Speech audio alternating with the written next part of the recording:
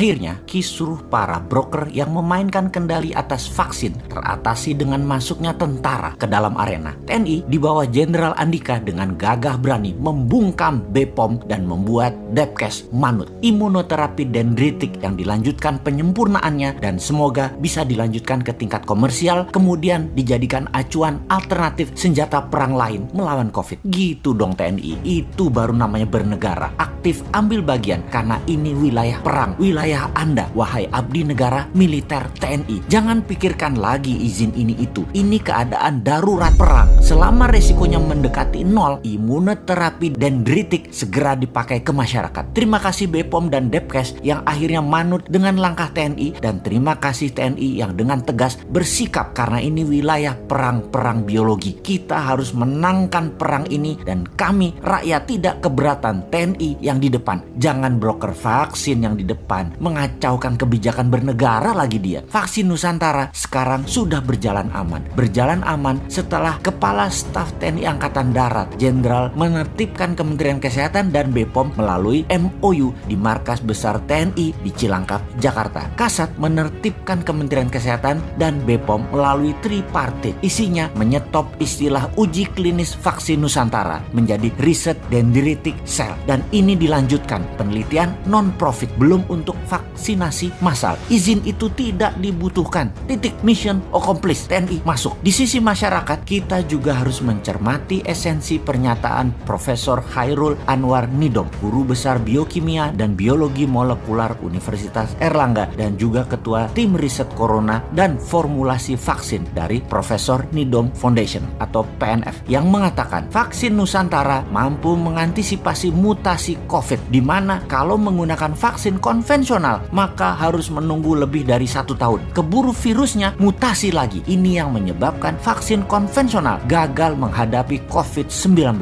Jadi vaksin Nusantara bukan konvensional vaksin, lebih tepat disebut imunoterapi. Vaksin Nusantara dendritik, cara kerjanya adalah darah pasien dikeluarkan, dipecah, dendritik selnya diambil, antigen virus dimasukkan. Sel dendritik dan virus berinteraksi. Setelah matang, serum disuntikkan ke dalam tubuh pasien kembali. Setelah itu, semoga para broker vaksin asing juga bisa di-stop tindak tanduknya, kemudian bisa mempercepat proses efikasi dan proses safety imunoterapi vaksin Nusantara. Dana vaksin asing yang nilainya triliunan rupiah menggunakan uang negara yang kebanyakan dipegang broker dan oligar, semoga tidak berkutik lagi. Mereka itu sampai berani mempengaruhi para pejabat. Semua ini sebenarnya atas nama cuan, bukan atas nama humanitarian, bukan atas nama nasionalisme. Harus segera di-stop. Salah satunya dengan adanya imunoterapi vaksin Nusantara. Ini akan merubah permainan globalis tersebut secara telak. Militer Indonesia masuk itu patut didukung karena sebuah langkah terang-terangan melawan globalis. Jadi bagaimana kalau kita rincikan langkah itu? Siapakah Jenderal Andika sang kasat ini? Mengapa Jenderal Andika bisa menekan BPOM dan Kementerian Kesehatan? Agaknya kita mundur sebentar, mempertanyakan tanda jasa medali Legion of Merit Degree of Commander dari pemerintah Amerika di tahun 2020 kemarin. Itulah medali tertinggi yang pernah diberikan kepada seorang petinggi militer negara lain, di mana bagi pengamat intelijen pertahanan ini sesungguhnya kode keras. Pentagon adalah nasionalis. Pentagon di bawah Chief Joint Staff Panglima Gabungan E. Miley memang nasionalis tulen yang mengadakan perjanjian ekstra ketat kepada Biden tepat sebelum hari pelantikan, yang isinya kita semua sudah buka di informasi jauh-jauh hari sebelum ini. Anggaran militer